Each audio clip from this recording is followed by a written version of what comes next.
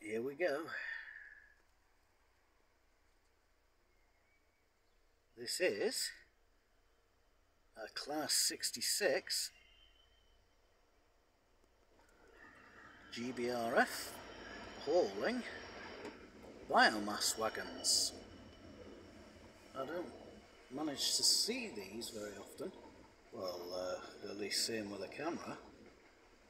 That's probably heading to Carrington.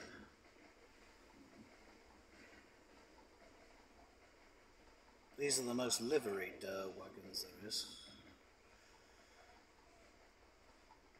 And this is quite a monster of a train by the looks of it.